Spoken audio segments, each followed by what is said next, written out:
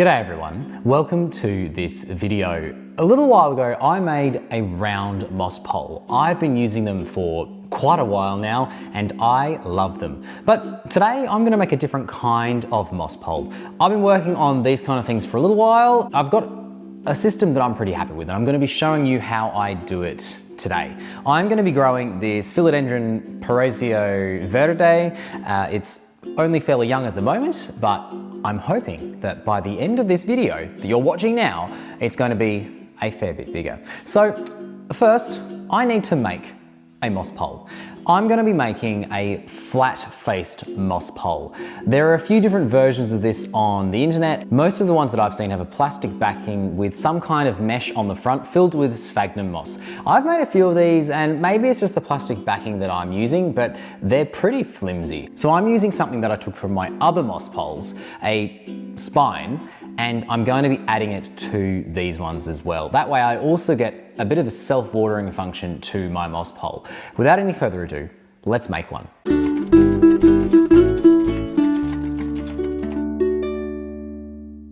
I'm going to make a moss pole that looks a bit like this one here.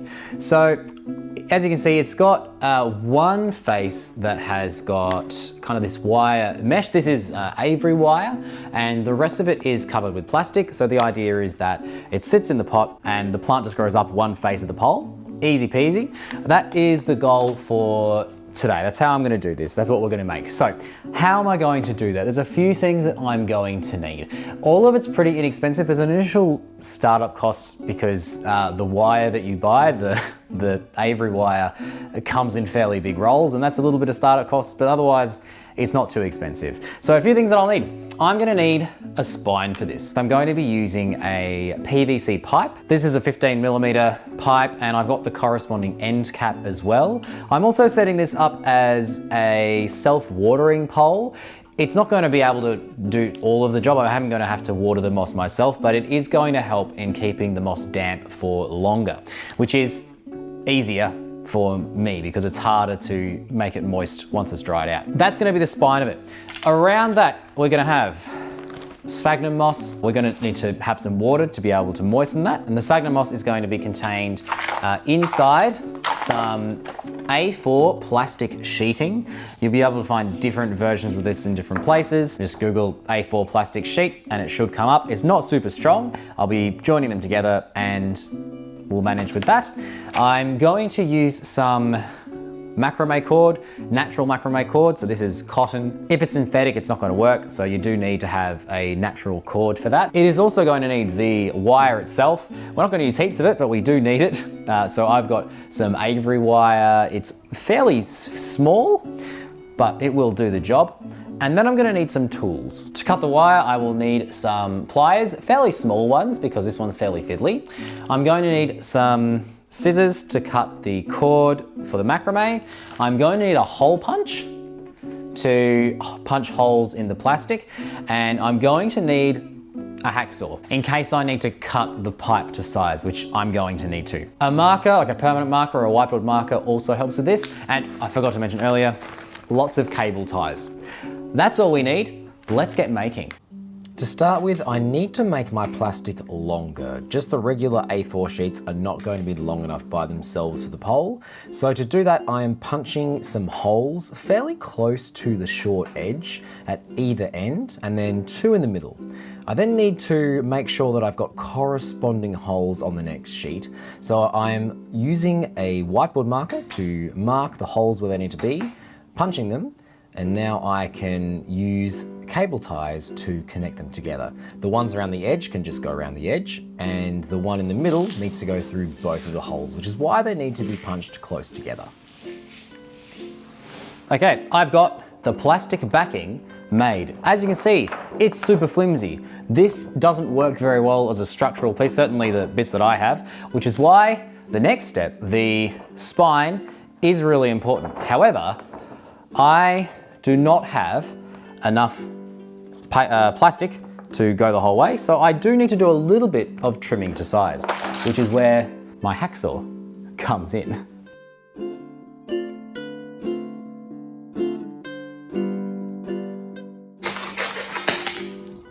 It is now cut to size.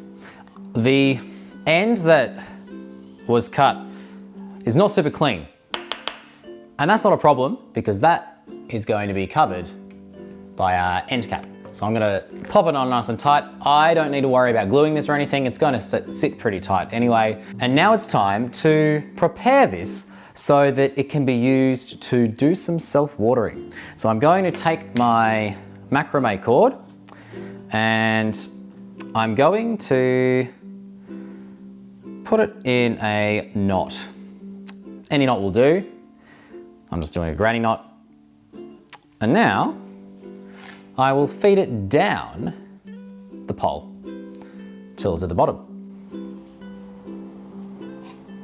Okay, I need to cable tie it to the top of the pole here.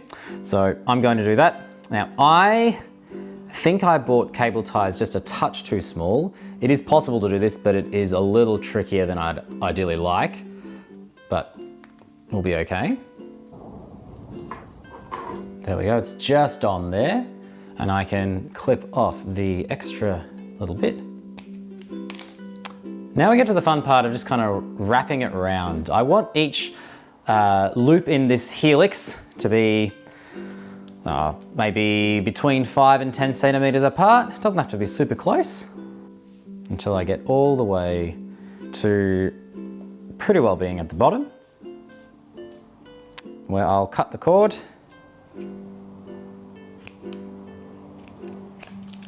and use another cable tie to pop it on. Once it's on, it's time to cut my wire to size. I need to work out how long or how wide I need to cut the wire mesh. So I used my plastic and made it into the arch of about how deep I wanted it to be. And I then used that guide to cut along the wire mesh. I'm doing mine about 10 squares across. I also line up the length of the wire to make sure that I'm not cutting longer or shorter than I need it to be. I just cut it to size. Next, we need a way of attaching the plastic to the wire, so I need to punch more holes. I'm doing it every 5 or 6 centimeters to make sure that there is plenty and that I don't have any big gaps, which will allow for the sphagnum moss to fall out. I need it to be nice and tight. I repeat on the other side as well. It's almost time to fill the pole with moss, but not quite. I'm using the first few holes and feeding the cable ties through them to attach them to the mesh and the plastic. That is going to be all that I need. I don't need to go the whole length yet, otherwise it'll become too difficult to fill. I could use it like a book and just attach one side, but I find that it's actually easier to go from one end to the other like this. I take a good chunk of sphagnum moss and put it in a bowl of water and squeeze out as much of it as I can. It needs to be damp, but not dripping. I then make a bit of a bed at the base of the plastic, insert the pole, and then insert handsful of sphagnum moss around the pole between the wire mesh and the plastic. It needs to be fairly tight. I need to have a fair amount in here, but I don't want it to push out the other end, so I make sure it doesn't. It's then just a matter of repeating this process. I attach a couple more zip ties, I use some more handfuls of sphagnum moss, I add some more zip ties, some more handfuls of sphagnum moss, and so on until the moss pole is complete. Then I just need to clean up the cable ties because I don't need the long plastic bits hanging out, so I trim them right back to where it locks in place. Okay, here it is. So it's time to pot it up. I'm actually going to start by putting it straight in my pot. But first, what pot am I using? Well, I don't like to upsize my pots too much, but as you can see, I'm going from a 120 millimeter pot to a 300 millimeter pot. It's quite a big difference, but because quite a bit of this pot is going to be taken up by the moss pole itself, like I'm burying the moss pole, I'm pretty happy to do it. I don't like having big spaces generally for water to stagnate, but I don't think that's going to be so much an issue because there's actually not going to be as much soil or potting mix that this pot can hold because it's going to have a moss pole in it. So with that in mind, it's time to pot up this beautiful plant onto its new moss pole. So to do that, I'm going to be using my regular potting mix. There is a link in the description to a video where I go into all of those details about how I make it. It's my pretty standard potting mix. I use it for all my avocado trees and just about all my indoor plants. It's fantastic, really well draining, and I recommend you go check that out. I'm not going to get into it in this video because this is all about the moss pole. So I'm going to start by putting my moss pole in. I'm going to make sure I've got the right end down. The end that has the cap is the one that needs to be in the pot. Otherwise, I cannot do any self-watering. Not the end of the world, but the self-watering does have its purpose. It does keep it moist for a lot longer compared to a pole that doesn't have it. It doesn't dry out as fast, which is great. I'm now going to start putting in a bit of a base of soil and start compacting it around the pole. Like front and back. Like I'd like it to be pretty close to the edge of the pot, but it won't be exactly at the edge. So I'm gonna fill in behind and in front of it a bit. Okay, it's nowhere near standing by itself. Actually, I mean, it's kind of standing by itself. It's gonna be pretty loose, so I'm not gonna rock it around. And I don't think you can see it in any of my camera angles, but I've left the front section pretty well empty for now, but I'm going to do my best to compact it behind it. Want it to be reasonably compact. Don't usually like to compact a lot of soil, but because it's holding up a fairly substantial structure, it's okay to have a bit of compaction there. Okay, now I'm going to add my plant. We have no longer got any need for the plastic trellis, so I'll take the clip off of that there and remove that as so. And this beautiful specimen looks like super ready to go, which I'm thrilled about. Yeah, look at that root ball, beautiful. I'll give it just a little bit of breaking up at the bottom, and I'll give it a tickle on the side. And I'm going to pop it down in there. Great. And I'll backfill.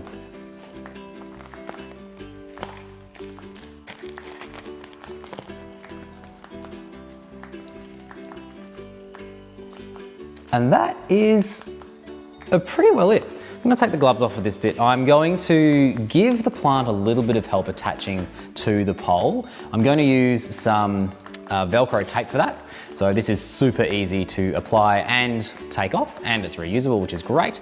And I'm not sure if these bits that I am currently reusing will be big enough to go around the whole pole. It might do. Almost, not quite. I can use two.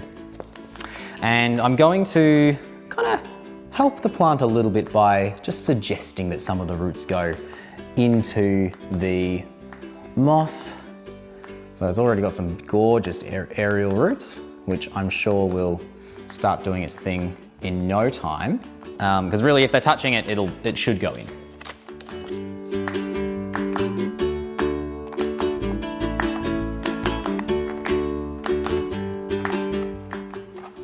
I'll just do one more up here where the new bit's coming out, because new aerial roots will start coming out from this node, and I'd like them to have the best chance of anchoring themselves into the moss as possible. So I don't want to cut it. There is a new leaf coming out, which is nice, but I don't want to cut that off, so I'll just go slightly below it. And that, folks, is our beautiful plant on this moss pole. I'm gonna find a spot for it now. I'm gonna need to be watering the moss pole daily to make sure that it is staying moist, but we're gonna check in a bit and we're gonna see how it's traveling after a couple of months of being on this pole. So it's been 3 months since I put the Philodendron Parisio Verde on the moss pole. Let's check and see how it's doing. So here we have it. It is looking fantastic. One of the first things you'll notice is probably the size, like it's put out another 2 or 3 leaves. in the last few months, it's pretty happy, which makes me happy. A few of the lower leaves have started browning off. This is in kind of the direct path of the heater. It's winter at the moment when I'm filming this video, so I'm expecting a little bit of die-off around there. And they are the older leaves, but the new ones are looking good. They're kind of coming in and acclimatizing to that warm airflow. That's not a big deal, but you'll also notice that the Velcro plant ties have been removed. I took them off after maybe the first month because the nodes down here had anchored themselves into the moss really, really well. And so this is entirely held on itself. I can try and pull it, but it moves the entire pole because it's just super solid in there. This is looking fantastic. And I am really thrilled by how it's looking. These kind of single-faced moss poles are lower maintenance than the round ones that I have made, partly because there's less surface area for evaporation. So we've got this whole back section which is covered in plastic, and water can't escape through there. It's only really got the top and the front face and through the plant as well. So it dries out much more slowly than the round ones, which is a huge benefit, I think. If they dry out, moss tends to get a bit hydrophobic, so it doesn't soak in water and water just kind of runs off. So it's actually easier to water this one if it gets dry compared to the round ones as well. So if your space doesn't work to have a round moss pole, perhaps you've got a plant with longer petioles so it's going to stick out more, a flat facing moss pole is going to work really well. It's really lovely to see from the back the roots start coming in, and it's not super high maintenance. Pretty easy to set up as you saw earlier in the video, and really, really effective. This one here has almost reached the top of this moss pole. So I'm gonna have to make a choice as to whether I extend the pole or just prune so that it'll start thickening up along here, putting out some new growth from along the nodes. I think that's probably what I'll do with this one, but you can see behind me here, I've got a philodendron redwings, and it has well and truly exceeded the top of the pole. It's on the same kind of pole. I want to extend this pole. So this might just be a little teaser for a future video. Watch out for that because I'm going to show you how we can extend these poles. Pretty straightforward, and means we can get some really tall, gorgeous plants. And that brings us to the end of this video. I hope that you found it helpful. I hope that you're inspired to give this a go if this is suitable for your space and your plants. And I hope that it's given you the tools that you need to take your plant keeping to the next level. This is a really easy setup. I've been using it for a while now and I'm a big fan. Thank you so much for watching this video. If you liked it, I'd love to know with the comments section and the like button. And if you haven't already done so, I invite you to subscribe to Scott Grows an Avocado Tree for more plant growing and avocado content. These are not suitable for avocado trees, I should say that, because avocado trees are trees, not epiphytic, they don't climb. But I do a lot of houseplant things and avocado related things, and it'd be great to have you along for the journey. And if you just want to see more of my stuff in general, you can find me on Instagram at Scott Grows an Avocado Tree, but also you can find me on my second channel, That's Pretty Cool, where I make videos about all kinds of topics that inspire in me a sense of curiosity and wonder. Thank you so much for watching, take care, and we'll see you next time. Scott grows an avocado tree. Scott grows an avocado tree. Scott grows an avocado tree. Scott grows an avocado tree.